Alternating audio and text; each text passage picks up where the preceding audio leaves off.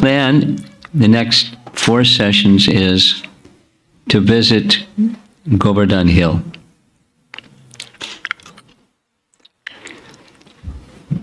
The different devotees have their favorite places. Just yesterday evening, there was a program at Northwestern.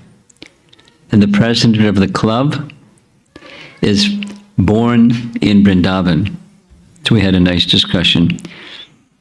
We had a long walk to go from where the program was to where the parking lot was. And I said, no problem, I'm just preparing for Govardhana Parikrama. Long walks is really good. I plan to take a long walk this afternoon. And each step is the anticipation of walking around Govardhan Hill, taking not just walking, but taking the mercy of Govardhan Hill, offering prayers, and so forth. So I asked him, what's your favorite place? He said, Govardhan. He said, my family grew up worshipping at Banki Bihari. And I didn't get a clear answer about how does your family and you feel about Govardhan Hill, because Govardhan is for everybody. There's devotees that are there now, and of course the 2 places that are overcrowded with people because the pandemic is over, more or less, and people that haven't been able to come, it's about 3 to 4 times more the number of people that would regularly be in Vrindavan, which is a lot of people. And the 2 places that are overcrowded is Vrindavan town, the main temples in Vrindavan, and Govardhan. Thousands and thousands and thousands and thousands of people are circumambulating around Govardhan Hill daily. It's like a football game in the West or something. Really a lot of people. I mean, that wasn't the explanation given to me because the person that's there doesn't go to football games, but a lot of people. Taking the mercy of the Dham and specifically taking the mercy of Govardhan. So I hope that you'll find this meditation on Govardhan Hill to be inspirational. It's not in person, but it's visual and sound. So may you all appreciate the sound vibration and the sights taken by, largely, a lot of the photographs here are taken by Bhakti Chaitanya Swami. And he's very liberal with sharing practically everything that's a bird or a monkey or the forests are surrounding Govardhan. It's his photographs. He's there now all day long, every day for at least 2 weeks taking pictures of Govardhan. He loves Govardhan. He loved Vrindavan and he loves Govardhan particularly. So may some of that love for Govardhan rub off on all of you. And those of you that are going, may you feel special open-heartedness when you make your Govardhan Parikrama. So we began offering our pranam mantras to Srila Prabhupada, which is the proper way to begin, because for most of us, if not all of us, we wouldn't even know much about Govardhan except for our founder Acharya and the whole world, for that matter.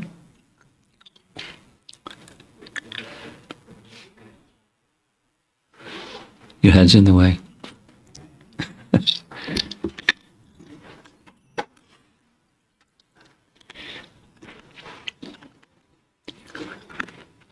When Srila Prabhupada began taking his Western disciples there, it was quite different than it is today. And it's been many years since he first started taking his Western disciples there. And it's grown and grown, and not necessarily for the better, but it's certainly grown and grown and grown and become very populated and very popular. And there are many places around Govardhan that are still unspoiled. There's some places that are a little overpopulated, but still unspoiled. So there are many scriptural references connected with Govardhan. I'm going to touch on some of them, some of the ones that inspire me the most. One of them is a substantial section that is presented in Garga Samhita. Garga Samhita is a discussion between Narada Muni and King Bahulashva. King Bahulashva is visited by Narada, and King Bahulashva, some of you know from the 10th canto Bhagavatam, he was a king that was very remote, so remote that he didn't get a chance to see Krishna, so Krishna went to him. You know that section of the 10th canto? And when he got there, he stopped at many places along the way, and he gave his association to other cities and populations and kings and so forth. But his mission was to visit King Bahulashva. When he came to visit King Bahulashva, one very celebrated Brahmana, Shrutadev, came, and they both asked him, please come visit. So Krishna said yes, and he expanded himself into 2 Krishnas. And he went to both. They didn't know that it was 2 Krishnas, but he's fulfilling the desire of his devotees. So King Bahulashva was a great devotee of Krishna, and Narada visited him, and Garga Samhita is a conversation between the two. And King Bahulashva is asking Narada about the history of the manifesting of Vraja. So in that history, he describes that Krishna asked Srimati Radharani, was asked by Srimati Radharani to please manifest a very, very special place where our Rasalila pastimes can be performed. Krishna agreed, and in his meditation, Krishna manifested deep from within his heart Govardhan Hill.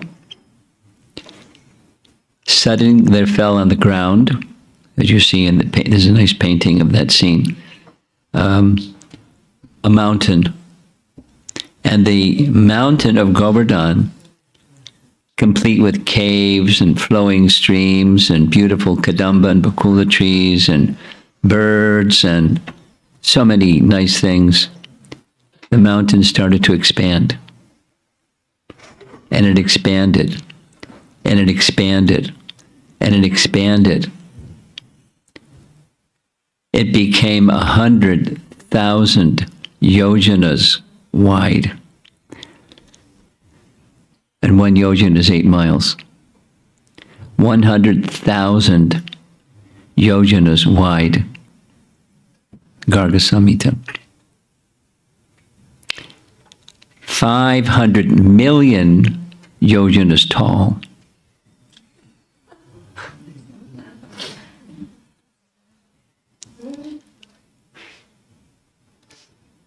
It expanded so much and so quickly, the residents of Vrindavan became panic-stricken. So Krishna slapped the mountain, said, stop. So he stopped. Radharani, seeing this mountain, was very pleased, because the purpose was a place where they could have their Rasalila pastimes. So when we're doing Parikrama, we'll hear about Rasalila pastimes in 2 locations near Govardhan Hill, because Krishna performed Rasalila in many places. There were some of his favorite places, but around Govardhan were 2 special places.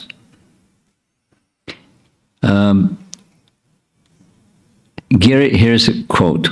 Giriraj is Krishna's personified love for Radha, produced in response to her request for a place to perform Rasalila with Krishna. that mood of bringing Radha and Krishna together with the predominating desire to please Radha, even over Krishna, is the mood of Giriraj, or Manjari Bhav, within which is included Sakya and all other rasas. The Goswamis regarded Govardhan as a bhakta. Now that's not directly cut, quote unquote, from Garga Samhita. It's a description. And one of the celebrated lovers of Govardhan, of course, was Chaitanya Mahaprabhu. And just as he is simultaneously the personality of Godhead and in the mood of Krishna's devotee, simultaneously, so similarly, Giriraj is both Haridev and Haridasa. Govardhan is Krishna, and Govardhan is the devotee of Krishna. And Raghunath Das Goswami preferred seeing Govardhan as the devotee of Krishna. I mean, sometimes people, just like on your altar, there's Govardhan Shilas, and sometimes people place a peacock feather and a flute. That's Haridas, the Hari. But he's also worshipped as Haridas. As we know, Raghunath Das Goswami was given the Govardhan Shila that Chaitanya Mahaprabhu personally worshipped with spontaneous devotion, not a normal way that someone worships Govardhan. And that he gave him that Govardhan Shila, which Raghunath Das understood to mean he was giving him residence at Govardhan. So when Raghunath Das went to Vrindavan after Mahaprabhu's departure, his plan was to pay his respects to Rupa and Sanatan and give up his life jumping off Govardhan Hill. And his mood was so obvious to them, they forbid him to do this. And their statement to him was, we've been serving in separation all these years. And for 16 years, you've been in constant association with Mahaprabhu. And not only you had constant association of Mahaprabhu, but you had the association, you were under the care of Sarupa Damodar. And Sarupa Damodar understood everything about Mahaprabhu's inner mood and all of his pastimes. So you can't give up your life. You have to share with us, who have been serving in separation, all the wonderful katha about Mahaprabhu and his moods of love. Every day, for 3 to 4 hours every day, you just sit under this tree and you recite Mahaprabhu's pastimes and the moods of love of Mahaprabhu. So that's what he did. And he continued throughout his life to worship Govardhan in that Shila form, but also the whole of Govardhan Hill. He wrote 9 verses, normally it's Ashtaka, but he wrote, here's verse number 9, Dashakam, translated, imbued with friendly rasa for Radha and Krishna, along with their friends, you, Govardhan, are an unparalleled giver of happiness to the groups of men, animals, and birds that take shelter of you, O Govardhan. Embracing me and considering me as one of your own, please give me permanent residence near you. So it's an expression, explicit, where between the two, Raghunath Das saw Govardhan as the servant.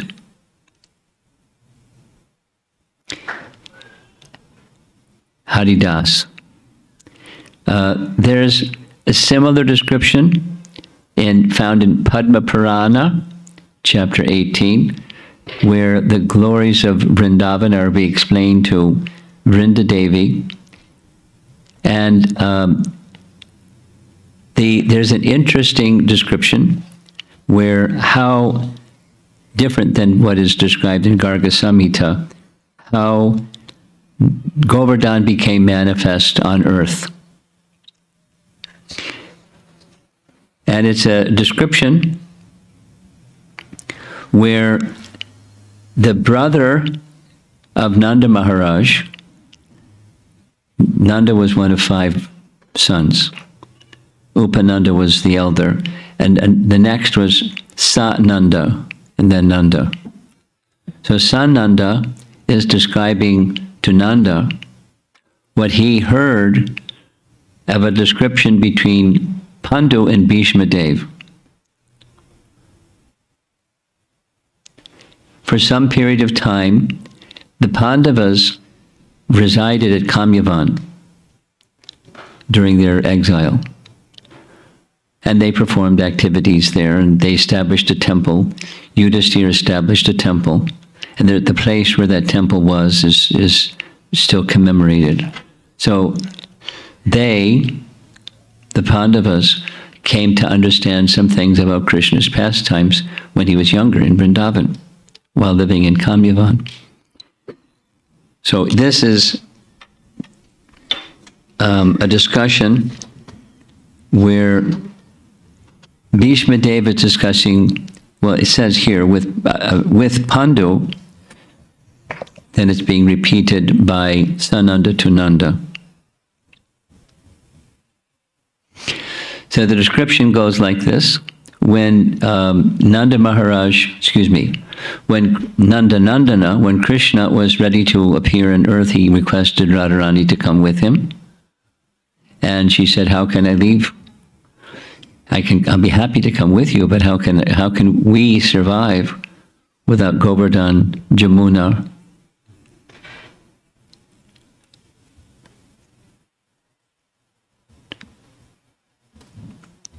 Oh, and the Vrindavan forest. He said, no problem, I've already made some arrangement. So to describe that arrangement, Sananda told Nanda Maharaj that Govardhan initially appeared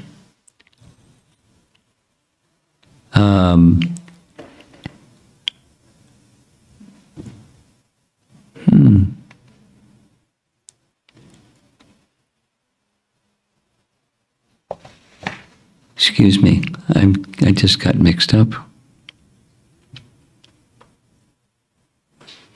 This is a description from Garga Samhita. That's this one. That Krishna made an arrangement for Govardhan to appear at Samali Dvipa. And the description given in Garga Samhita that Samali Dvipa is the place where Garuda resides.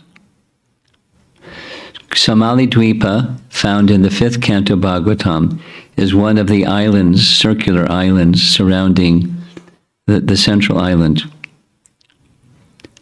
And in Samali Dvipa, there's many, many mountains.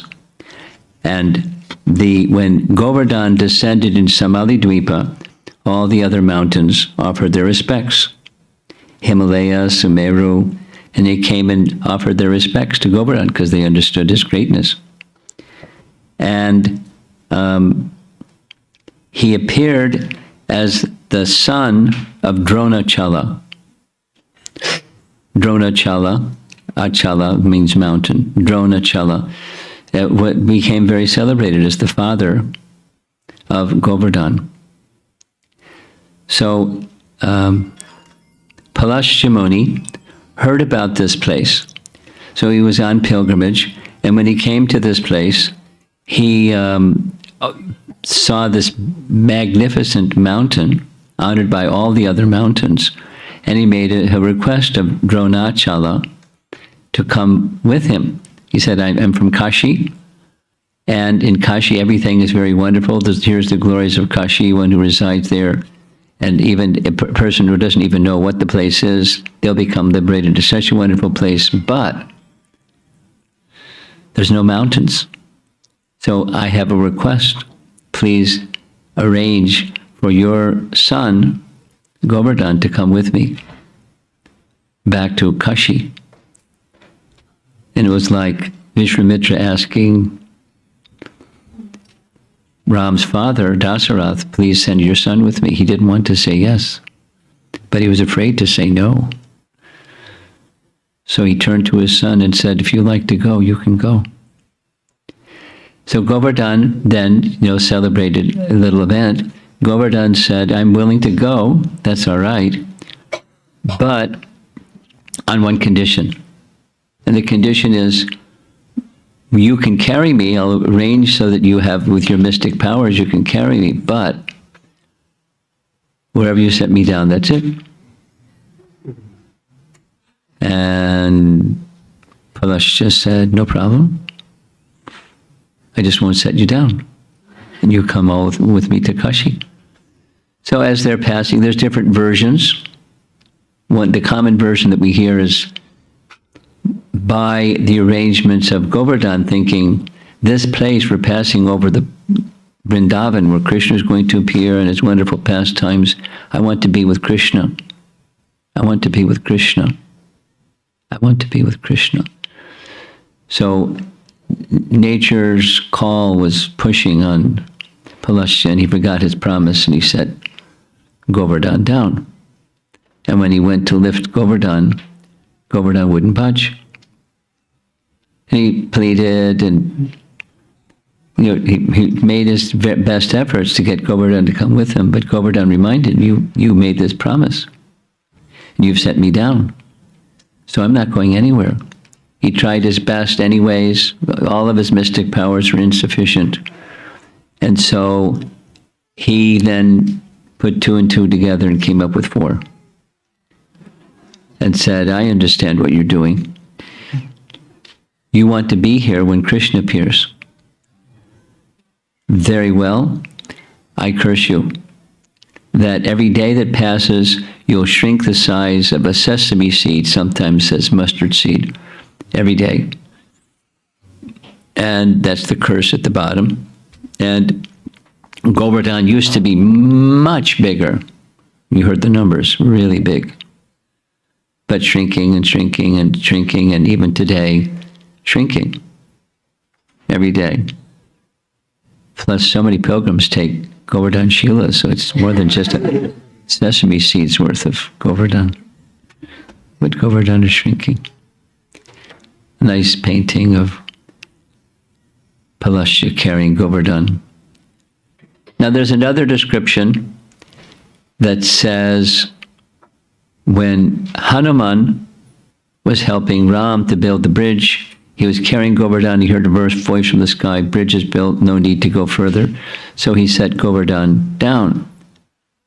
And Govardhan said, whoa, wait a minute, I wanted to be part of Ram's pastimes.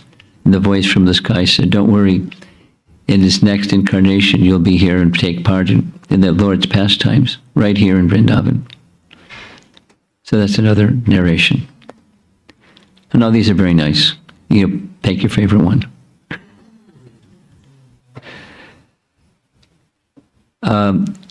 Another celebrated personality, when we visit Vrindavan, we're going to go to Unchagaon, which is the place of Lalita. And near where Lalita lived, and there's a temple for her up on a little hill. At the bottom of the hill is the samadhi of Narayana Bhatta Goswami. Narayana Bhatta Goswami, in this time we don't hear so much about him, but in Vrindavan, they hear a lot about him. He's a very important person.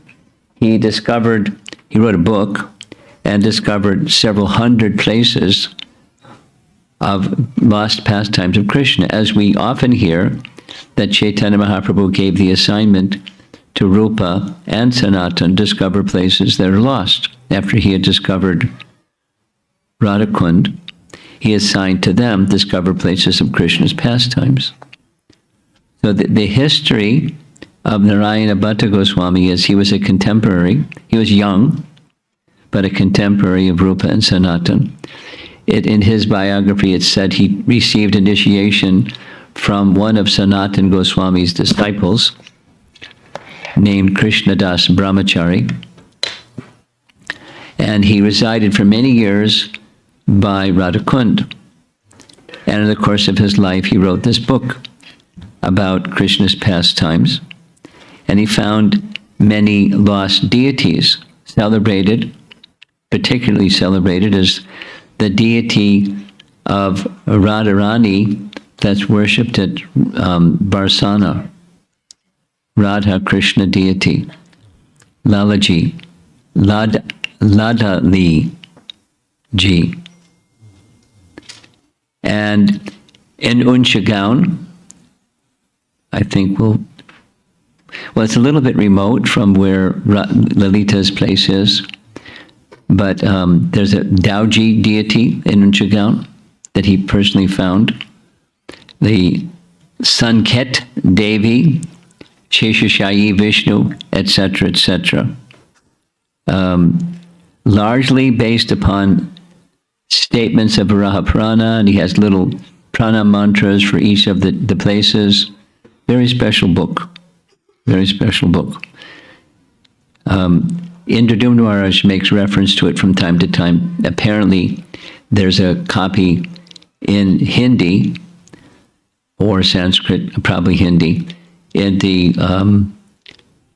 the library, Jiva Institute. Is that what it's called? Jiva Institute has many, many, many, many ancient books. So he gets somebody to translate.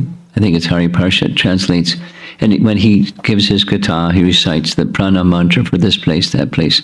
And it's Narayan Bhatta Goswami who wrote that book. I'm trying to see what the number of places that he found is in the hundreds. So he's a celebrated person. And in this book, there's some reference specifically to Govardhan, with a scriptural reference coming from Adi Varaha Purana. Now, back to, and he also confirms that the primary mood of Govardhan is the devotee of Krishna, Haridas.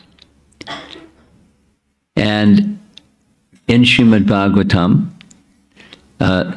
there's 3 exalted personalities that are given this title Haridas due to their very specific relationship with Krishna. Haridas. So one of them is Uddhava.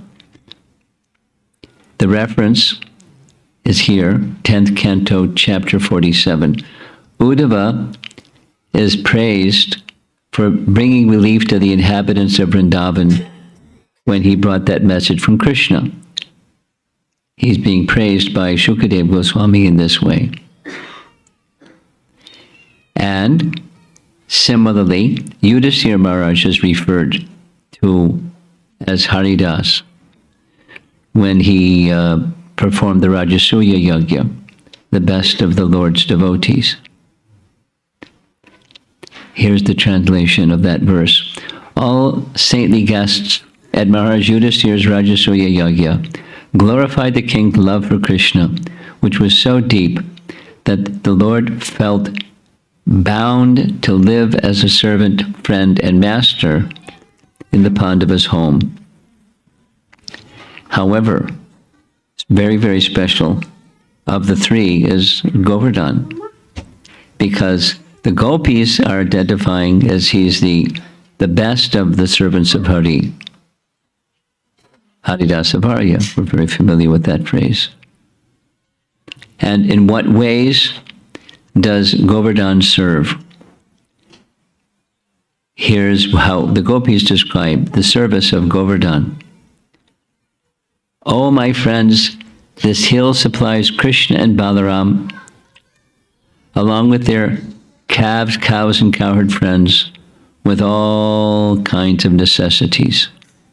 Service to the cows, calves, and cowherd friends.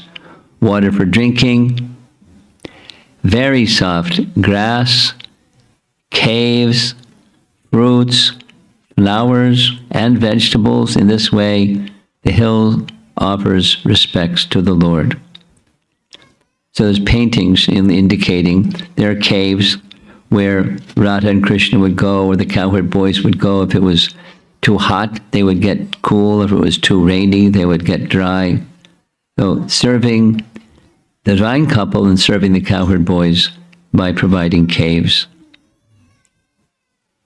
And by the side of Govardhan Hill, I was just watching the very nice recording, a YouTube recording of Kadamba Kanana Swami and Burijan Prabhu together at the side of Govardhan Hill. There's YouTube image shows Govardhan Hill right there. He does this really nice thing. He said, just be completely silent for a full minute and just with your eyes closed, look at Govardhan. Take a picture of Govardhan with your eyes, close your eyes and hear the sounds. You can hear the parrots. It's completely silent, but the sounds and cuckoo birds, and there's all kinds of nice sounds. So both Radha and Krishna, one of the places that we'll visit when we'll go to Vrindavan, we'll visit Vrindakund. She has a very special service for Krishna. The whole of Vrindavan is named after her, for starters. She's in charge of the whole of Vrindavan, everything. All the trees, all the creepers, all the birds, all the this and that's, everything. It's there. She's the CEO. She's in charge. And to assist her, when you see paintings of her or a deity of her, in her left hand, there's a parrot. The parrot has a name. The parrot's name is Daksha. And Purnamasi and Vrinda Devi get together every morning to make a plan for Krishna's pastime for that day. And then Vrinda Devi executes the plan. She tells her parrot, and the parrot has 100,000 servants. That's a lot of parrots. And the CEO parrot sends messengers all over Vrindavan. And there's, the ones that carry out the plan, and then when there's something unexpected, they bring the message back to Daksha, and Daksha tells Vrinda, Vrinda knows what to do. There's some spy parrots, they have names too, and they know when Jatila is coming, or when Chandravali is coming, and then they know what to do, and so they have their whole, and Krishna has his too. In Govinda Lilamrita, there's a discussion between the two, Shari and Shuka, and who is the best. They're comparing Radha's best, Krishna's best, and they have their thousands, 100,000 parrots assisting one chief parrot, who's assisting Vrinda Devi, who's assisting Purnamasi, whose only meditation is Krishna's pastimes, pleasure pastimes in Vrindavan. Now we're going to, hopefully everything is going to work technology-wise. There's Ashtakam, a set of 8 prayers prepared by Rupa Goswami that we have recorded. And hopefully technology is going to work. And the meter is Mata Mayura. Mata Mayura means mad peacock. That's the name. It's the name of a meter. So when you hear the meter, it's the meter of a mad peacock. And in the first verse, Mata Mayura appears. So this is Rupa Goswami's composition. And if technology works, we'll be able to hear the narration. So there's Govardhan Hill. See how small the people are compared to Govardhan Hill. Govardhan Hill is quite big. Not big as it was. And let's see, we have this portable microphone, if it works.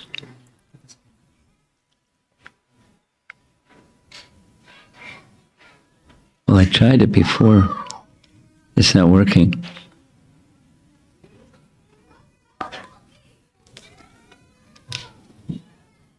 Let me quit and see what happens. Jabra speakers. And it's on. So we'll try again. Wish me luck, huh?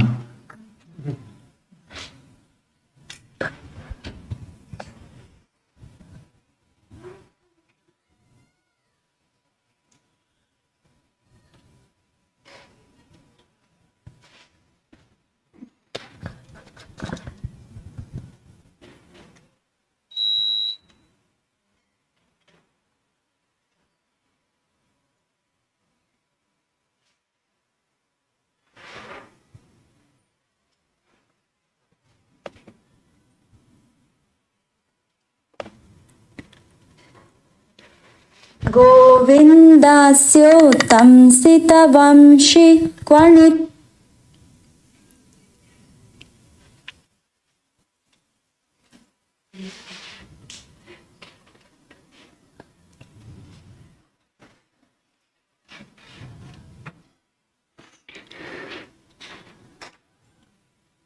It worked before we sat down. I tested it. We did a little sound check and everything.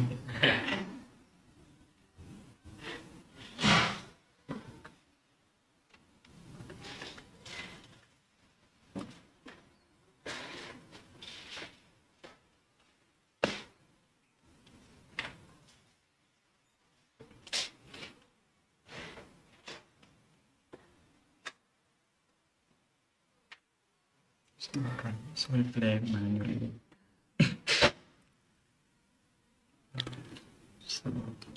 Or maybe change it from Jabra to without Jabra.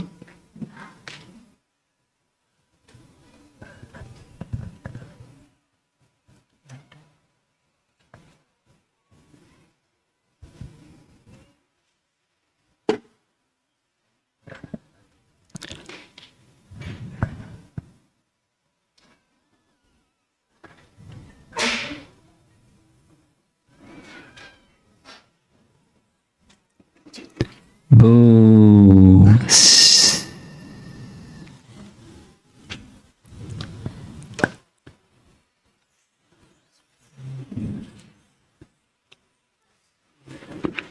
The music starts with the previous slide.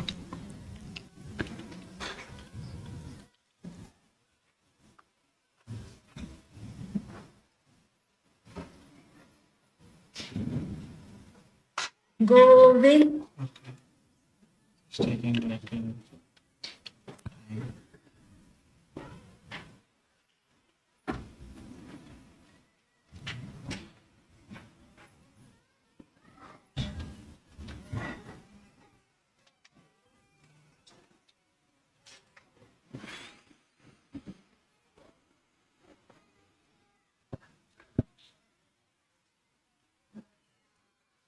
the singer is here.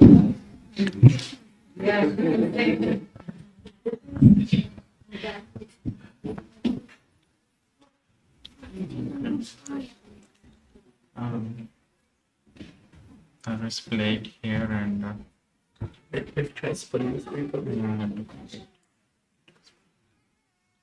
गोविन्दस्योत्तं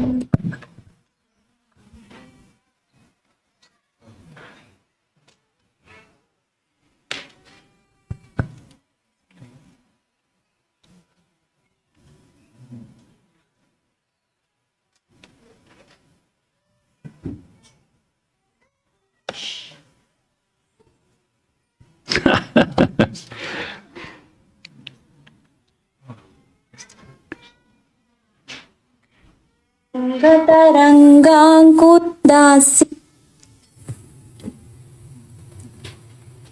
गोविन्दस्योत्तं सितवंशि क्वणितोद्यल् लास्योत्कण्ठामत्तमयूर व्रजवीता राधाकुण्डो तुङ्गतरङ्गाङ्कुरिताङ्ग प्रत्याशाम्ये त्वं कुरु गोवर्धनपूर्णाम्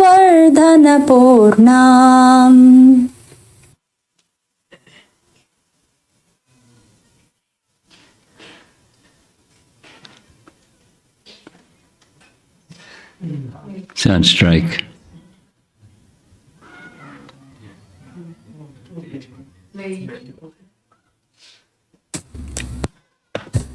O Govardhan, surrounded by hosts of peacocks intoxicated by the desire to dance that is arising due to the enchanting melodies of the Vamsi flute, which decorates the beautiful face of Govinda.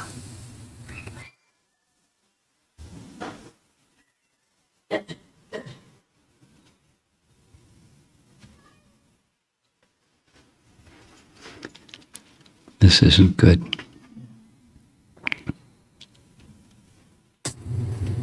O Govardhan, whose limbs display horripilations of joy in the form of sprouts that grow due to the high rising waves of Ratnakund.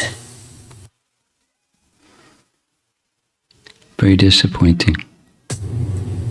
O Govardhan, please arrange the fulfillment of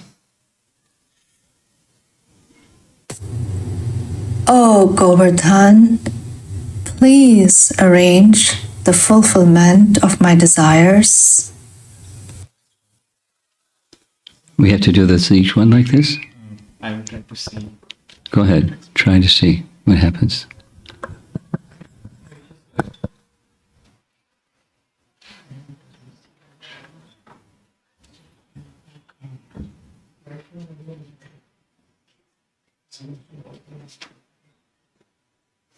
O Govardhan, Okay.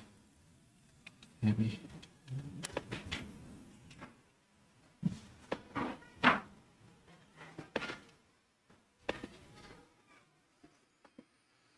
Govinda.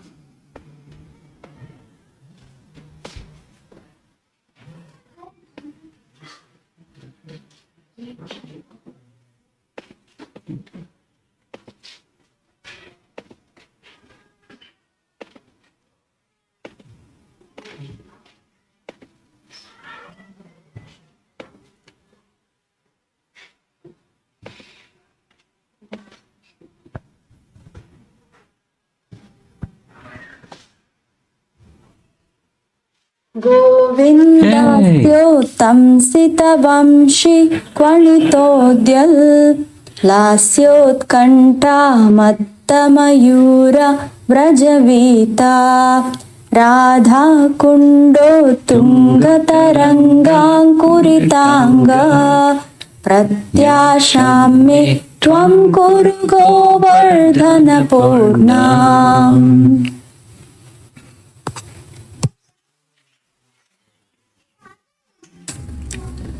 O Govardhan, surrounded by hosts of peacocks intoxicated by the desire to dance that is arising due to the enchanting melodies of the Vamsi flute, which decorates the beautiful face of Govinda.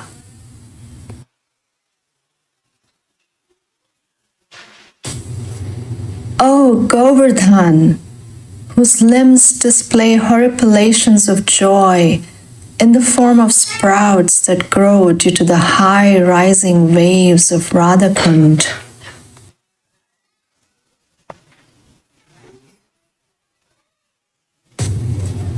O Govardhan, please arrange the fulfillment of my desires.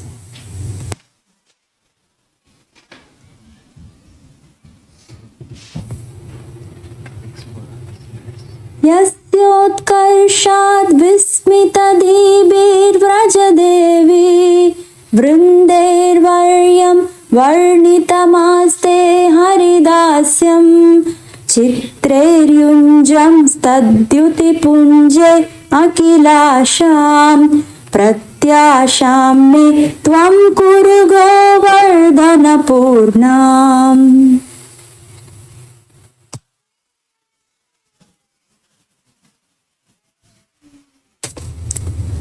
You are the one whose excellence caused the astonished groups of gopis to describe you as Haridasavarya, the greatest among servants of Hari.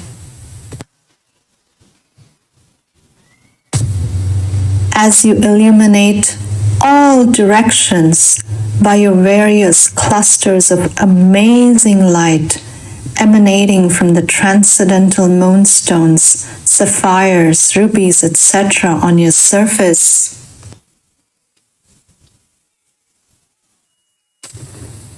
O Govardhan, please arrange the fulfillment of my desires.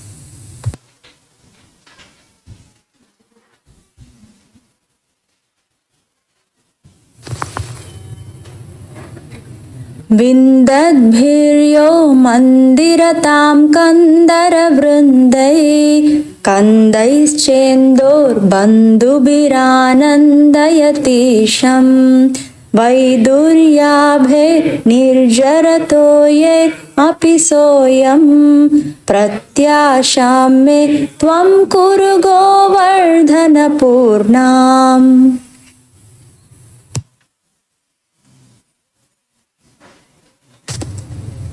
You are the one who delights the Supreme Lord through various caves that resemble jewel-bedecked temple sanctums,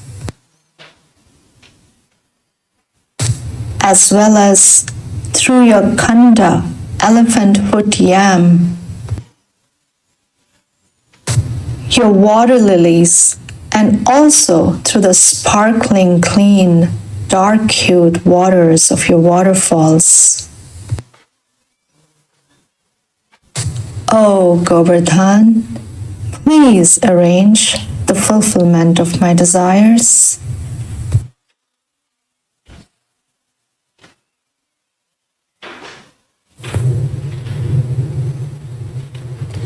शश्वद्विश्वालङ्करणालङ्कृतिमेध्यै प्रेम्नाधौतैर्धातुभिरुद्दीपितसानो नित्याक्रन्दत्कन्दरवेणु ध्वनिहर्षात् प्रत्याशां मे त्वं कुरु गोवर्धनपूर्णाम्।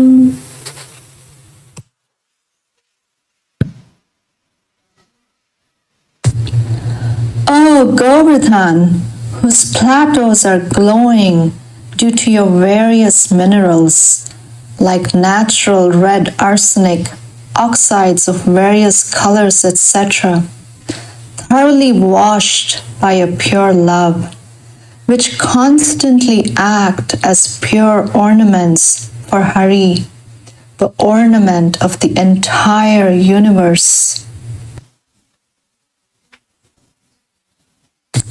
O Govardhan, whose caves always appear to sing out loudly due to the joyous sounds made by hollow bamboos. O Govardhan, please arrange the fulfillment of my desires.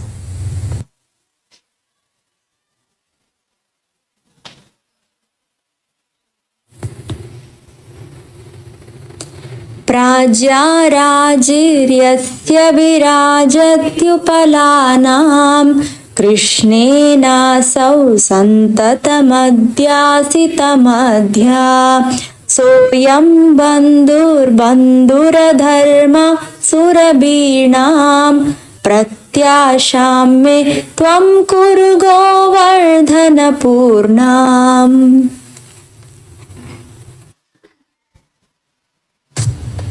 You are the one whose great multitudes of flat stones appear splendid when they're constantly used by Krishna as places for sitting. You are the friend of all the cows, and thus your nature is very sweet.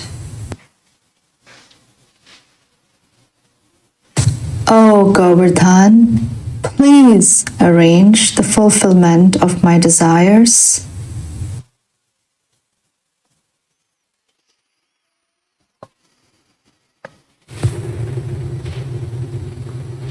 निर्द्वन्द्वा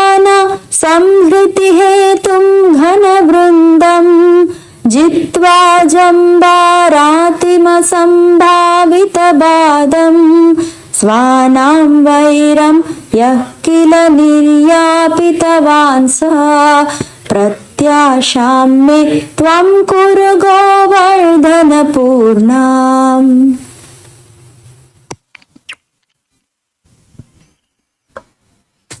O Govardhan, you are the one who certainly overpowered the destruction-causing hosts of clouds.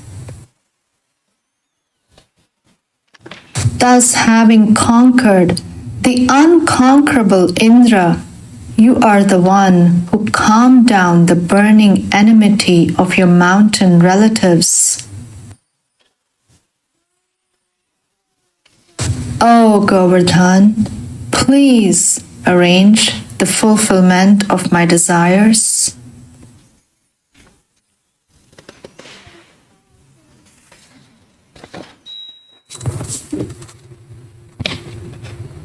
बिभ्राणो यः श्रीभुजदण्डोपरिभर्तुश्छत्रीभावं नाम यथार्थं स्वमकार्षीत् कृष्णोपज्ञं यस्य मकस्तिष्ठति सोऽयं प्रत्याशां मे त्वं कुरु गोवर्धनपूर्णाम्.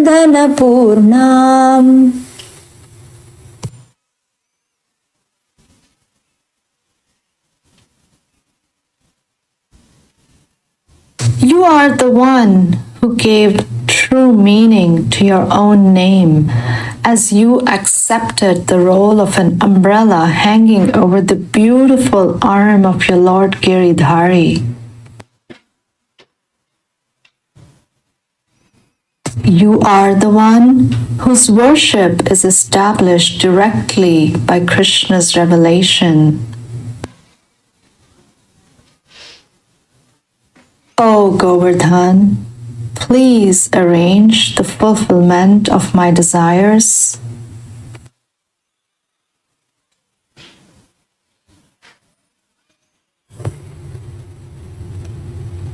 गान्धर्वाय केलिकलाबान्धवकुञ्जे क्षुण्णैस्तस्य कङ्कणहारै प्रयताङ्गा रासक्रीडामण्डितयोपत्यकयाढ्या प्रत्याशां मे त्वं कुरु गोवर्धनपूर्णाम्.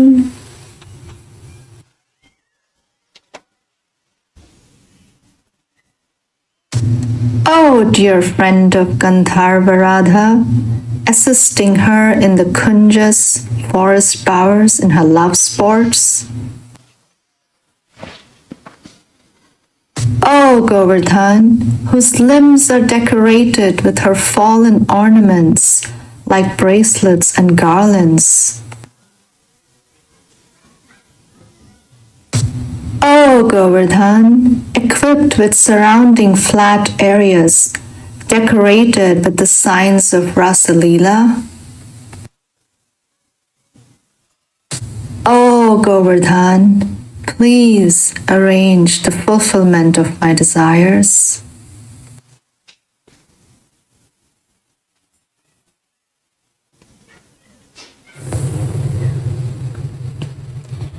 अदृश्येनि शेखरपद्याष्टकमेतत् कृष्णाम्बोध प्रेष्ठपटेद्यस्तव देहि प्रेमानन्दं तुण्डिलयन् क्षिप्रममन्दं तं हर्षेण स्वीकुरुतां ते Hridayesh.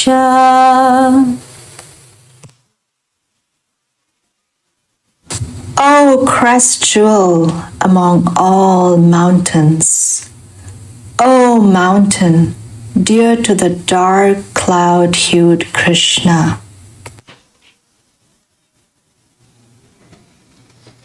may the Lord of your heart, Krishna, happily accept the living entity who studies these 8 prayers dedicated to you, while quickly nourishing his boundless joy of prema.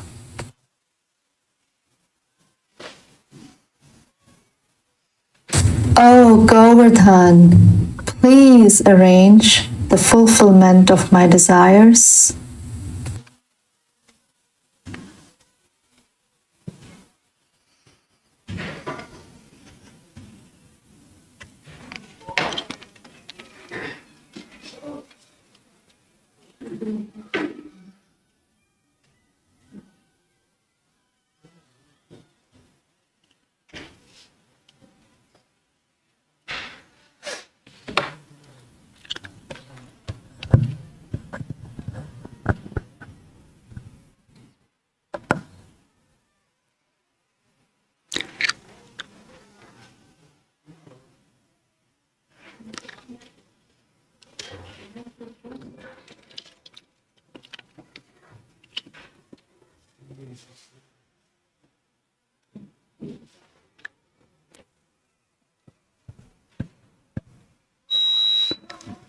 Something's not working. It's okay, it's done, it's over. A little disappointing. There's supposed to be music along with all of this. So I'll see if I can figure out what happened. Fix the problem, maybe. So that's Rupa Goswami offering 8 prayers to Govardhan. It's not just Raghunath Das Goswami that had love for Govardhan, obviously. Others.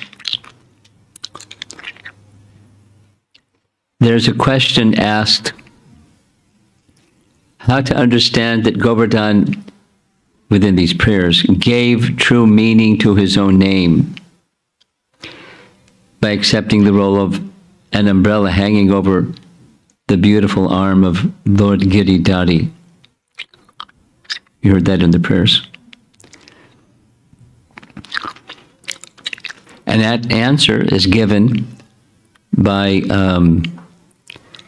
Hari Suri. This is a translation from Hari Parshad. Krishna wanted to say, O Indra, you are brave, extremely intelligent, and also a disciple of Brihaspati. Therefore, O Lord of all gods, do not act in a way that is extremely abominable for all learned souls.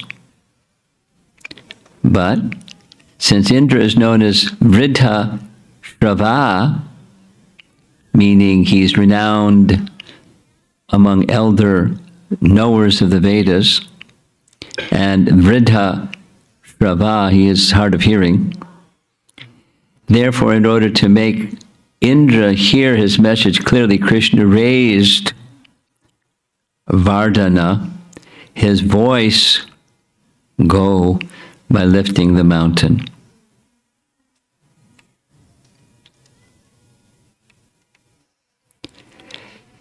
If there is an elder brother who has lost the ability to discriminate between good and bad acts, thinking himself correct all the time, and if such an elder brother has repeatedly associated with jadas, sangato jada, fools, or clouds filled with water, then the intelligent younger brother should always try to bring him to the correct path by displaying extremely pleasing Govardhana, or expertise of speech, in front of such an elder brother. So Krishna was chastising Govardhan in a nice way. So back to Govardhan is serving.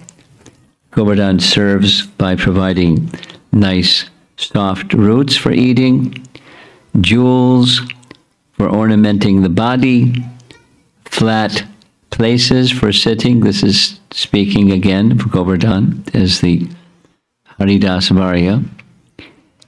Nice paintings where Radha and Krishna have flat places for sitting on the side of Govardhan Hill. And a very nice painting where they're enjoying their pastimes by the side of Govardhan Hill. Notice up on the top, that white structure. What's that? Huh? Huh? Yeah, the temple of Gopalji. In this way, the hill offers respects to the Lord by his loving service. Thus, Krishna in the form of Govardhan Hill shows how to render pure devotional service. Now, we haven't even gotten to do parikrama yet. We're still remembering the glories of Govardhan. In Gopal Champu, Diva Goswami describes in detail different ways that Govardhan serves. There's not going to go through all those, but you can look if you want. Gopal Champu 1151. And Vishwanath Chakravarti Thakur, at length, Vrajariti Chintamani, long description of how Govardhan serves Krishna in details and details and details. And he has an ashtakam where he's glorifying Govardhan and Govardhan's service to Krishna. Being touched by the lotus feet of Krishna and Balaram, Govardhan Hill appears very jubilant. So the meaning of Govardhan has two primary meanings, Go and Vardhana. Go indicating cows, and Vardhana as nourishment, but also can mean expanding. Go meaning the senses, and Vardhana means to increase. Thus, the name is also translated as that which increases the senses in the devotee's attraction to Krishna. May you visit Govardhan Hill soon. If not this Kartik, sometime soon. Here's a nice map of Brajmandal. You see where the river Jamuna is from upper to lower right. And Govardhan is a north and south direction mountain. I don't know if you can see so well.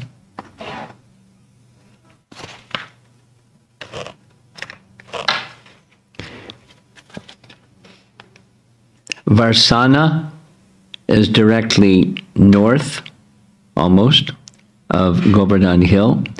To the left, there you see Kamyavan and Unchagaon, the places of Radharani and her associates.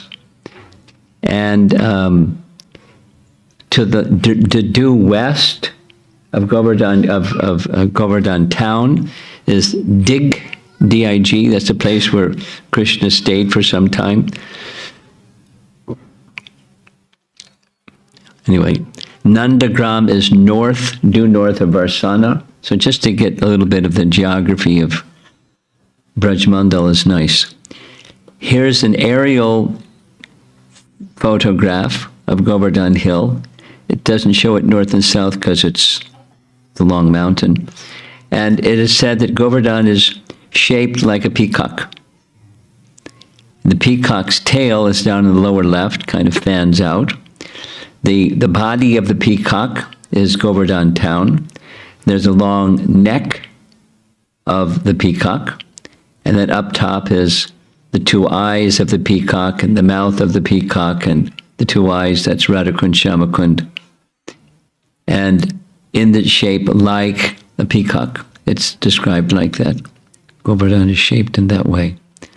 So we're going to start our parikrama going along the eastern side, starting from Kusum Sarovar. So here's another drawing. There's the Ratnakund, Shankachuda on the upper left, Ratnakund village. And we're going to go over to the right, where there's Kusum Sarovar. The Sarovar means a lake, and we're going to start visiting the place shortly. And one of the first things you do when you get to Vrindavan anyways, but you do your circumambulation of Govardhan Hill, is you pay obeisances to Govardhan Hill, and your sankalpa, your prayer, in obviously the mood of humility, but what you wish as a loving exchange between yourself and Govardhan Hill, in the mood of his devotee or in the mood of Krishna himself, whatever is your liking. And Govardhan's very merciful. I mean, it's something very simple. During this Kartik month, thousands and thousands go back in time, and hundreds of thousands and millions of pilgrims come from all over the place with different ideas and different desires. You've probably seen devotees that do parikrama with stone. They do Dandavats Parikrama. Some do it with one stone and then stand where the stone is stopped, and then stand and do a full Dandavats Parikrama and put the stone. Some devotees use 108 stones, and it takes from 8 to 9 years to do the whole Govardhan Parikrama. They do it every day, some amount of time. Or just walk. I know some families that they go every Purnima, and they do Govardhan Parikrama every Purnima for their life. And then there's people from all over the place, without naming the categories of people. And there's special days. It's literally wall-to-wall people going around Govardhan Hill.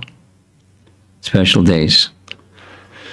What to speak of Govardhan Pujas. It's very interesting. Or, during this Kartik month, the appearance day of Ratnakund, it's a mob. Maybe sometime during our visit here, I'll show you some nice photographs of what it's like in Ratnakund and the Ashtami day when Ratnakund makes her appearance. In other words, it's instant spiritual inspiration for many, many, many people from all over the world. So in a humble mood, in a prayerful mood, in a eager to receive the kindness and mercy of Krishna and the best of Krishna's devotees, in the opinion of the gopis, we'll begin our parikram. Very celebrated place, picturesque place is Kusum Sarovar. It has some nice history. It gives a date here, 1764. There's an earlier king, about 100 years earlier, that transformed what was just a lake into the Sarovar that has a perimeter wall, boundary wall around it. And about 100 years later, another king, king of Bharatpur, built some of the garden areas, and then his son, in honor of his father and in honor of his principal queen, Kishorani, established these structures. There's the central structure that shows the honors of the king, and there's two principal queens, but Kishorani is the principal queen, and the secondary queen also has a special structure for her. And then there's additional structures for dear servants of Kishorani. So the date you saw of when this structure was built, Vishwanath Chakravarti Thakur has elaborate description in Vrajriti Chintamani, something like 20 verses, describing this place. We're going to see some of those verses. It's a place where the gopis would come every day, it's said, around 11 o'clock. And they would then take the flowers that they gathered from this area and go to Surya Kund and perform their Surya Puja. And there's many nice pastimes, which we'll hear when we visit Surya Kund, where Krishna, in the disguise of a Brahmin, and his Brahmin friend Madhu Mangal would go there and receive, to assist in the Surya Puja and get dakshin, especially Madhumangal. But we'll hear some more about that. Gosh, it's already 1:30. What to do? Okay, here's Vrajriti Chintamani. With its nearby forest groves and limitless nectar-trickling flowers in its waters, Kusum Sarovar shines with great splendor. It is the handsome face of Govardhan Hill, or is it the handsome face of Govardhan Hill, the king of mountains? This lake is known as Kusum Sarovar because of the many blossoming flowers destined to become gopis in the future that grow in its waters.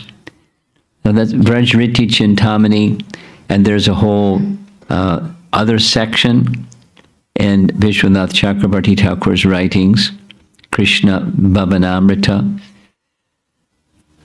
He was a lover of Govardhan also, and particular appreciation for this Kusum Sarovar, which was just a lake. It wasn't what it looks like today, and he's honoring it in these ways.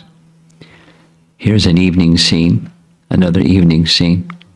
This is the main temple at the center, and or structure. It's not a temple, and in the inner chamber, there's some ways to get in, ways you can't get in.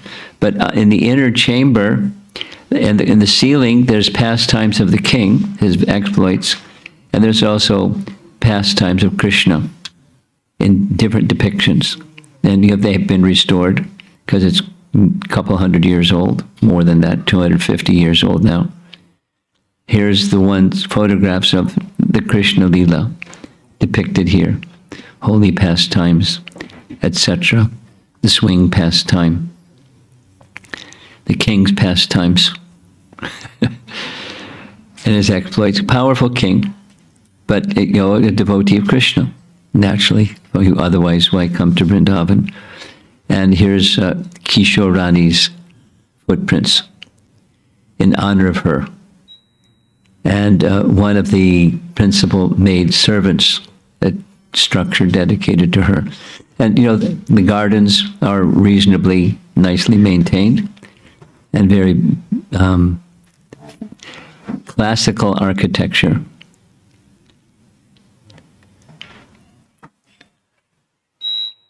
One of the pastimes that's depicted in the ceiling is the pastime of the Sanji festival. The Sanji festival was going on during Krishna's time, and is still going on today.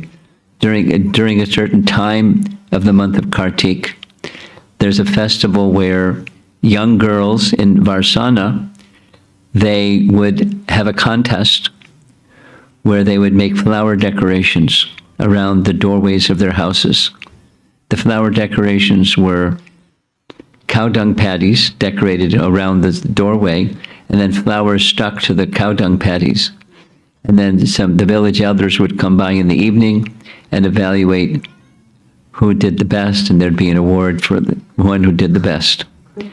And so naturally, Radharani, being a resident of Varsana, wanted to compete in the Sanji festival.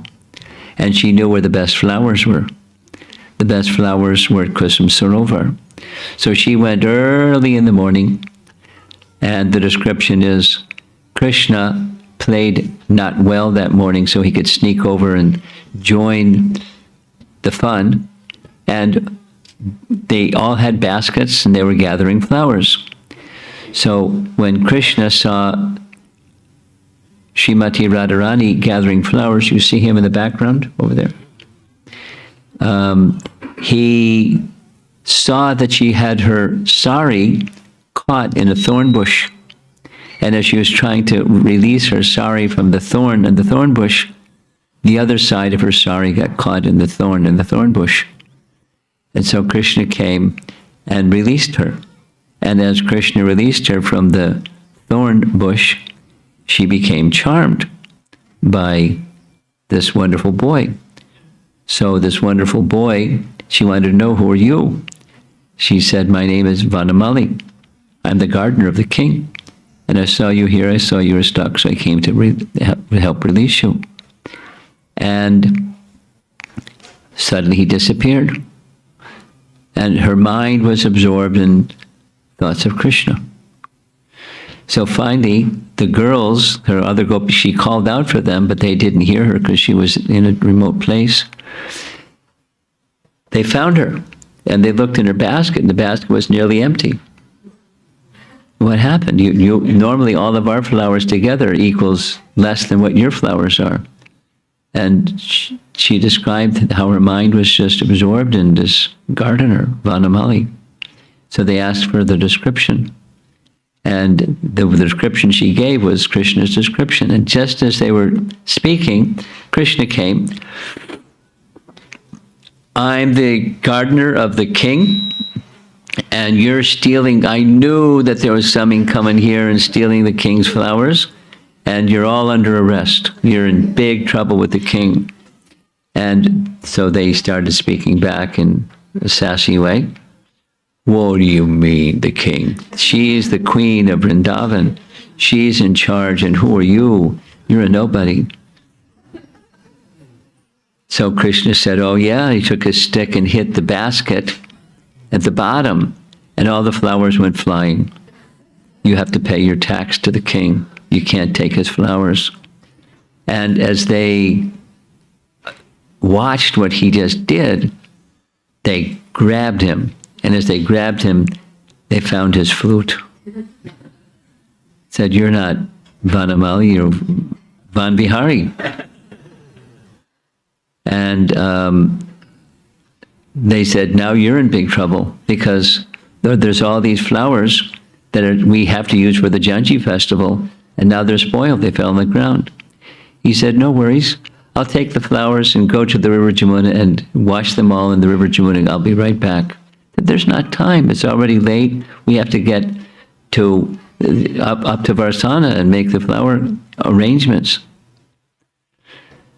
So Krishna then, the Leela is described. He took his flute and made this lake with his flute and washed the flowers in the lake and gave them the flowers back. And then they said, well, it's so late now because of your mischief. And Krishna said, don't worry, I'll go and personally make the flower decorations, and Radharani will win the contest. And sure enough, Radharani won the contest, and they were very happy, had a happy ending to the pastime. Here's a painting connected with all of this. So before he went back to Varsana, there was this pastime where he had to make amends. So he took the flowers and he used his, of course he's chosen with a mustache, but he's decorating Radharani's hair. And then after, he does like a whole deity dressing. After decorating Radharani's hair, she wants to see the decoration, but really she wants to see Krishna. Same as this painting. And same as this painting. This is just part of the pastime that's depicted up on the ceiling at Kusum Sarovar.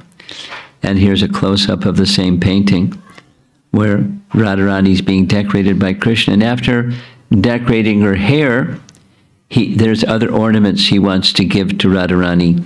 So he has a whole array of other ornaments that he's using for other parts of her decoration, some armlets and some anklets, and so many other nice things. All this is, I'm going quickly because of time, beautiful paintings. Here, Krishna is decorating Radharani's wrist with bracelets and rings and other ointments, placing marks on Radharani's head, giving her a choice of her special ornaments, all connected with the same pastime. Here he's decorating her feet And this is a celebrated pastime, one of the favorite pastime places of Radha and Krishna, Kusum Sarovar. And I'm sorry I'm going so fast because these paintings are really fantastic, but I'm in anxiety about the time. Here's an aerial photograph. On the right side, that number 1 is Kusum Sarovar. Number 2 is the memorial created by the king. And you see number 3 over there, that's the Uddhava temple. We're going to visit that shortly. And down below, Ban Bihari temple, number 4. And then hopefully we're going to make it to Ratnakund. And that's number 5. That whole forested area where you see all the green trees is called Shamvan. And it's some very wonderful pastimes. And I'm in the fast lane telling wonderful pastimes. The sweetness is not the same. Maybe I'll slow down. So number 3, this is the Uddhava temple. There it is from the outside. It's, of course, it didn't always look as nice as it looks today, but that's, the place is clean and painted and everything. Inside, this is the deity of Uddhava. And to his right side, or to our left, there's 2 of the queens that came with Uddhava when Uddhava came to visit. The queens paid a visit to Vrindavan with Krishna's great-grandson. Krishna's great-grandson was named what? Vajranabha, right? Vajranabha?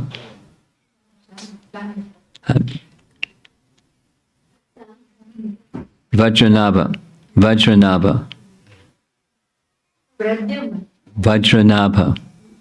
Vajranabha. Okay?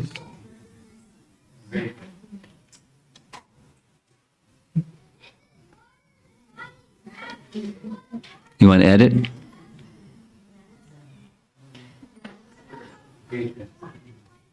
We're okay? We can go forward? When Krishna departed,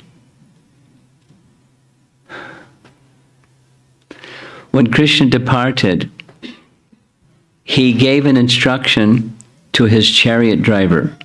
Krishna's chariot driver was named Daruka.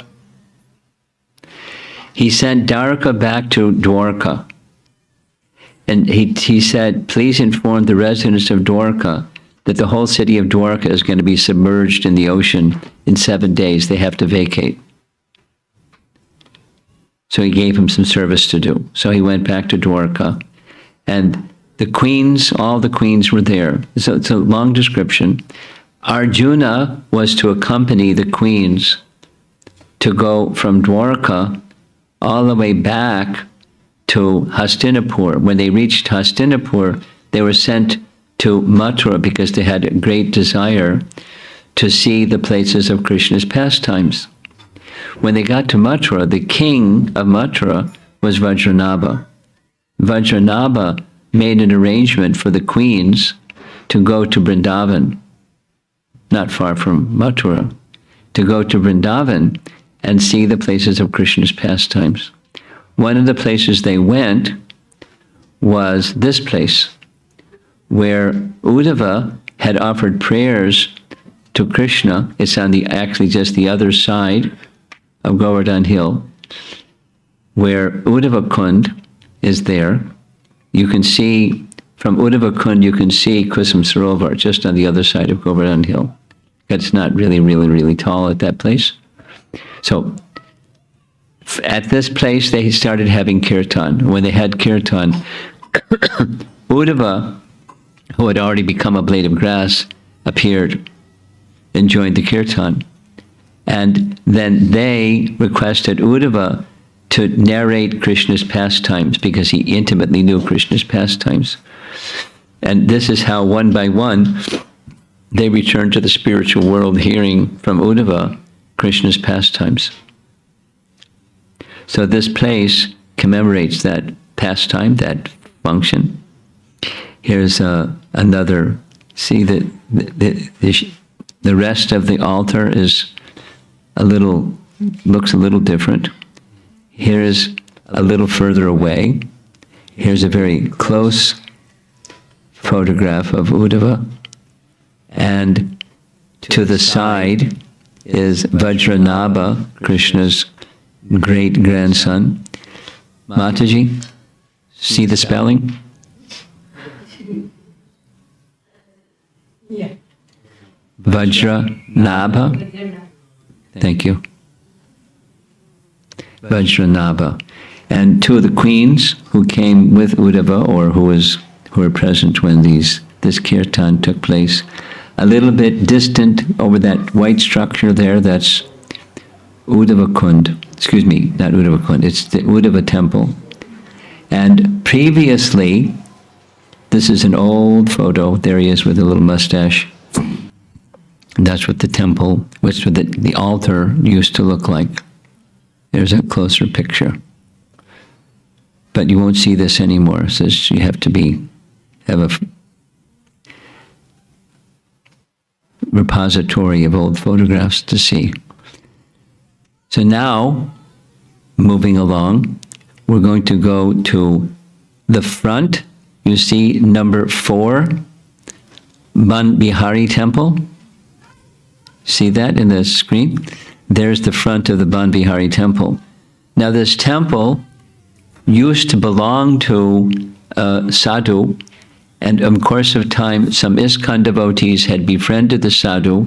He had no son, and so he gifted this little place, the Ban Bihari Temple, to ISKCON. And to this day, it's being worshipped by ISKCON devotees.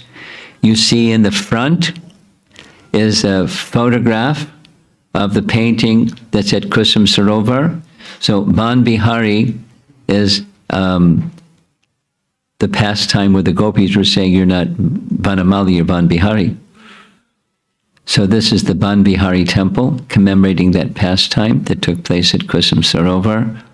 And look a little closer. These are these Govardhan Shilas that are being worshipped. Here's a close-up of that pastime painting from Kusum Sarovar. And very interestingly, on the right side, you see a deity, that this is the close-up of the deity with a gold chain around it. It's Krishna in his pastime where he's lying on a banyan leaf during the cosmic annihilation, or the nights of Brahma. Okay, so now going along quickly, probably too quickly. We're heading in the southerly direction along the eastern side of Govardhan Hill, almost directly across from Kusum Sarovar, not always visited by devotees, is a place that's called Ratnakund. Ratnakund is a place that is pretty messed up, not well maintained. It's been improved to some degree by devotees' donations, but this is what it looked like before that took place. And it's a place where Narada Muni, hearing about Krishna's Rasalila pastimes, he wanted to participate in the Rasalila pastimes. But he was told by Vrindadevi, you can't participate in his pastimes without having a female form. So Vrindadevi escorted Narada to Kusum Sarovar, you see the drawing in the background, and by immersing Narada Muni in Kusum Sarovar, he came out as Naradi, a gopi. So this Ratnakund place commemorates that pastime. Here's the lake, and it's a little bit improved than the other paint or the photograph you saw. Here's the altar. On the back side, that's Narada Muni, and the front side is Narada Muni in this gopi feature. with a Govardhan Shila by her side. Moving quickly because of time, there's another aerial photo. We're going to go now to Ratnakund number 5. And Ratnakund is in Shambhan or Sham Kutir. It's commonly known as Shambhan. And there's some other places, if you look carefully, you can see there's Gwalpukur. We're going to mention these places. They're very nice. And Rasa Stali, those two blue circles, with a blue circle on the left and a square, Gwalpukur and Rasa Stali. So it's a Rasa Lila place, one of the places. Here's the path, not fancy. And, a little, when it's rainy season, the carts get drawn through there. They make the mud path. And in the center of this photograph, you'll see that circular raised platform. That's where the Rasa dance was performed. And if you look closely on the other side of that raised circular platform, you'll see some blue cows. Nilgai, they're called. And here they are looking at us as we're looking at them. And they look like deer, but they're cows. And when they're very shy, when they see you, they stop, kind of like what deer do. They just stare at you, and while you're staring at them, and you take a step or two towards them, and they run away. They're very shy. But they're celebrated as residents of Govardhan Hill.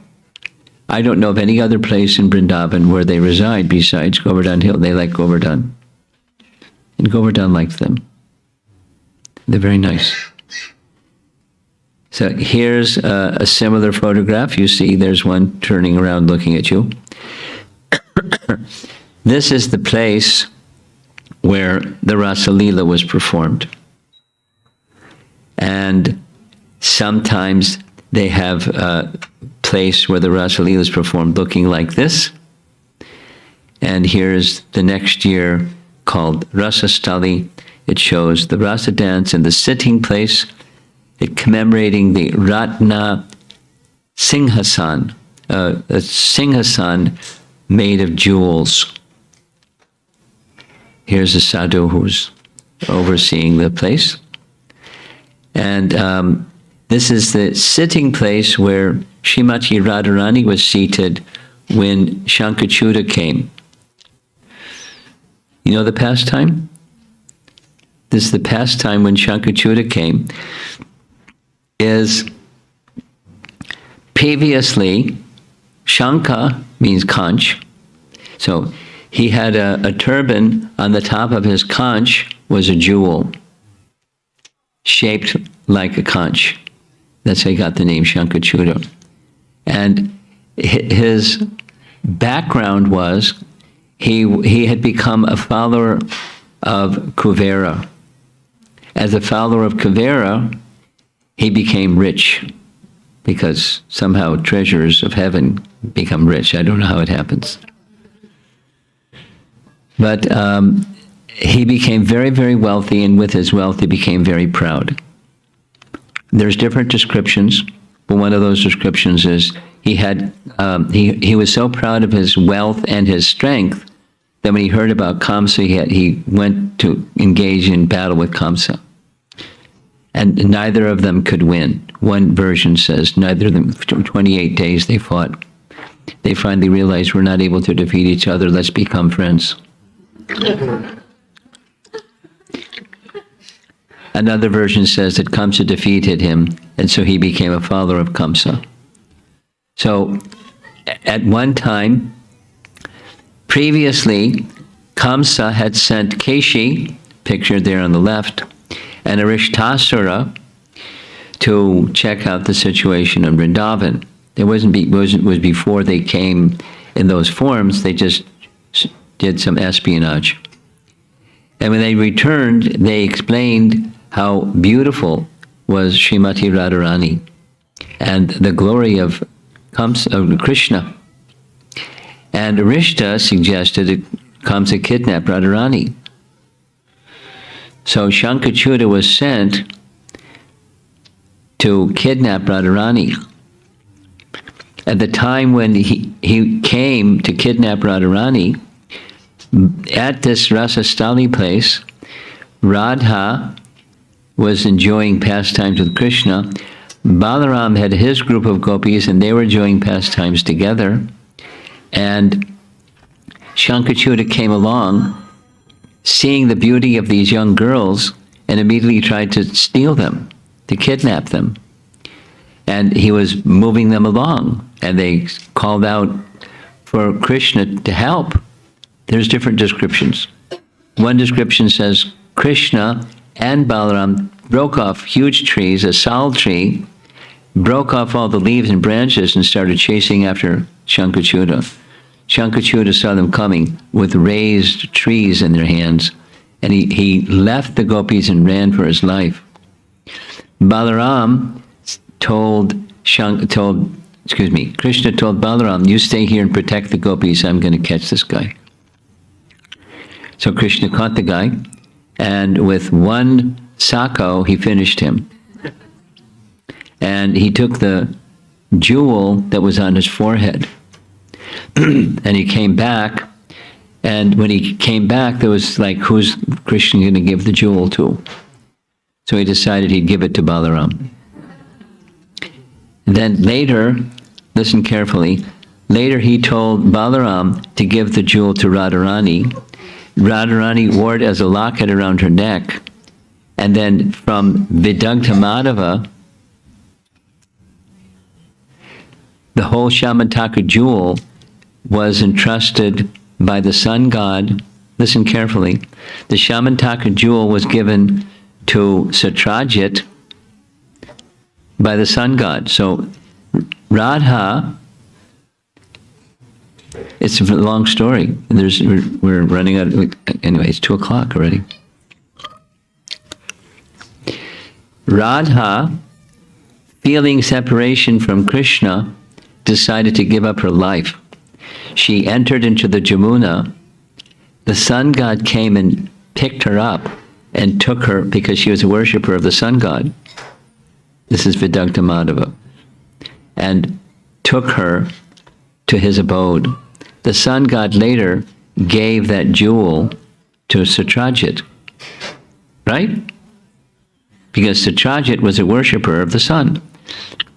Sun god gave it to Satrajit. Satrajit, eventually, the jewel went to Akrura. And Radha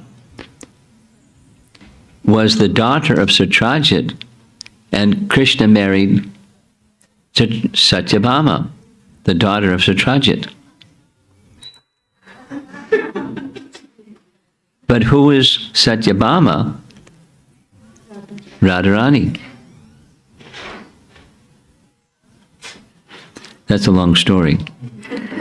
You can read Vidagdha Madhava to get the long story.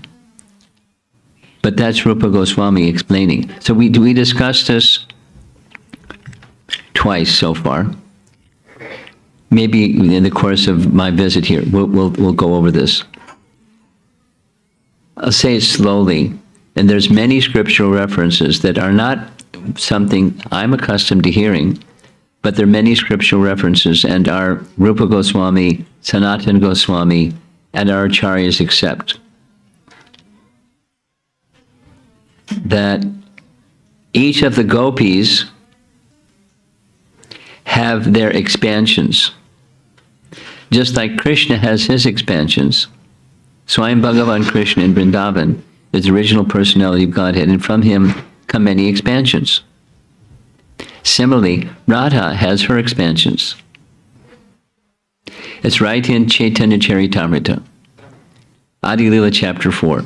Radha has her expansions, and there are 3 in number, or categories. The goddesses of fortune, Lakshmis in Vaikuntha, expansions of Radha. The gopis are Radharani's expansions, and the queens of Vrindavan, queens in Dwarka, are Radharani's expansions. So I'll say it again. Radharani, as Krishna has expansions, Radha has her expansions. There are three in category. Then further, each of the gopis, this is in Vidagdha Madhava, and Brihad Bhagavad Kathamrta says the same. Each of the gopis have their spiritual counterpart in Krishna Lila. Each of the gopis have their spiritual counterpart in Dwarka as queens. Later on, I'll go through it slower because this is a little mind-boggling, probably. Rupa Goswami explains through the personalities in Vidagdha Madhava that there were 8 principal gopis, and there were 16,108 others who were kidnapped by Narakasura. He put them in jail. And he told a fib. He said they were princesses. They weren't princesses. They were gopis. And he put them in jail. And then the arrangement was a transcendental arrangement so Krishna could marry them. And Krishna married 16,108. Right? That's how many queens Krishna had. And the 8, they're special. They're the 8 principal gopis. We see them on the altar in Mayapur, 8 principal gopis. And each one of those 8, has a special pastime whereby they were married to Krishna in Dwarka. Starting with the first queen, Rukmini. Second, Jambavati. Third, Satyabhama. And then there's a chapter of the other 5. So 5 plus 3 generally equals 8. Correct? Okay. 5 plus 3 is 8, Mataji?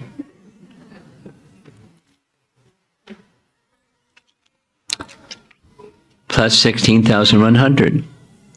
So all the queens in Dwarka are counterparts of principal gopis in Vrindavan. The way it's described in Vidagdha Madhava by Gargi is they're the same personality in different forms. News, huh? Very mystical. Very mystical. And, Sherlock Holmes couldn't figure this one out. But Rupa Goswami and Sanatana Goswami and our acharyas, they did. So there's Shankachuda with this jewel on his forehead that later became the Shamataka jewel in a series of events that took place. Krishna took the jewel, gave it to Balaram, Balaram gave it to Radharani. Radharani wanted to give up her life. The sun god rescued her. Sun god had the Shamataka jewel. Sun god gave it to Satrajit. Satrajit gave the jewel to Krishna along with his daughter. Krishna gave the jewel back. It's a whole thing. But, that's how Satyabhama became Krishna's wife. And then there's a whole, Vidagdha Madhava has a whole thing of how she became the daughter of Satrajit. Very interesting. Very, very, very interesting. Okay, now we're back at Ratnakund. There's Ratnakund. And in Ratnakund, believe it or not, there's a whole pastime similar to the Shankachuda coming along to kidnap the gopis, described in Lalita Madhava. And there's a lot of verses where it's described. And the pastime goes like this. Radharani had a mother Radharani's mother's name was Kirtida. Kirtida had a mother. Her name was Mukhara. So the maternal grandmother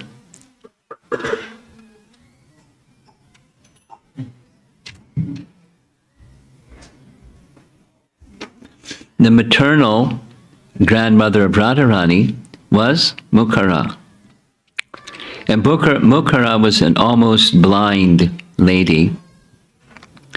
And there was a pastime where Krishna and Madhumanga, this is Lalita Madhava. I'll do it simple.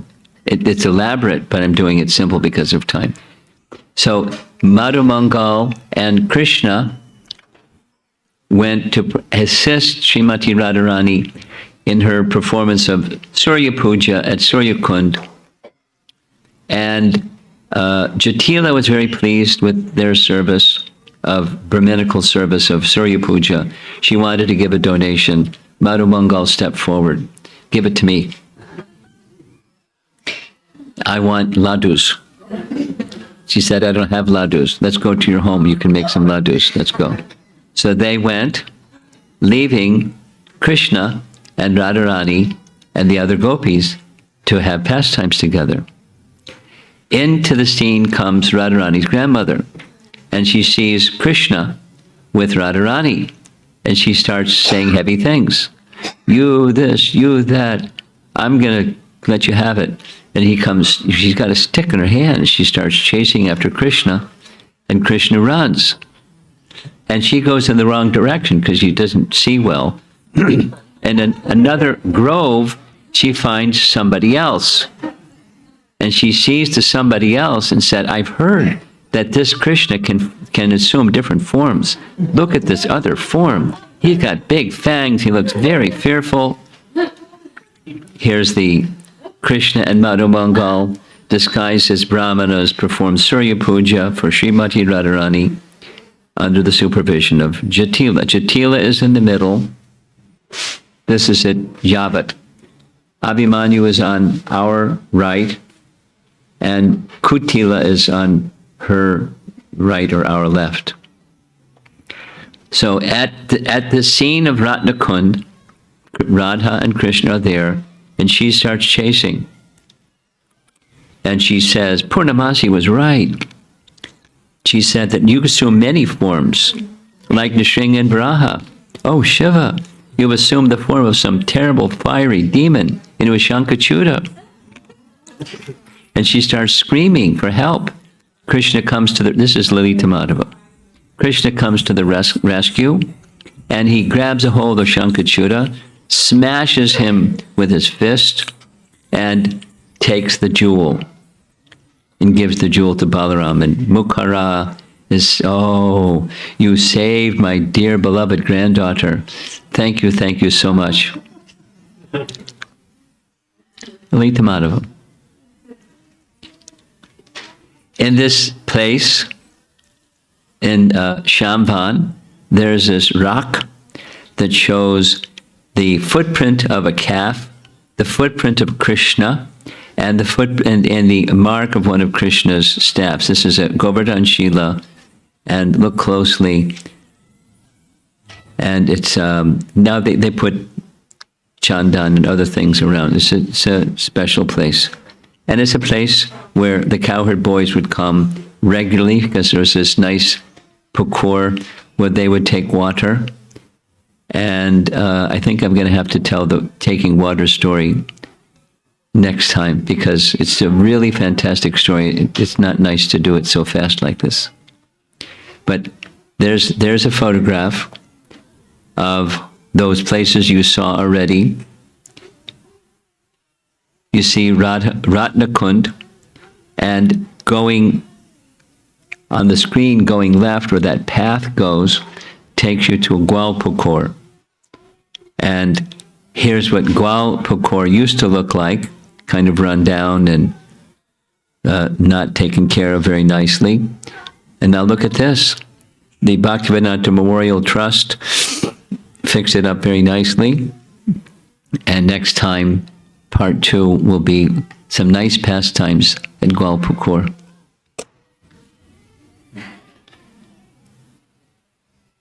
"12 minutes after 2. To be continued. I guess it'll be this evening. And then we'll continue going around Govardhan Hill. I hope I don't have to go fast like this when we go around Govardhan Hill. Because the pastimes are so attractive. We won't have to worry about playing the video with the music that didn't show and the slides that don't move. We won't be doing that at Govardhan Hill. But maybe by this evening I can get it so it works properly with we can hear the music and the whole thing. Let's see.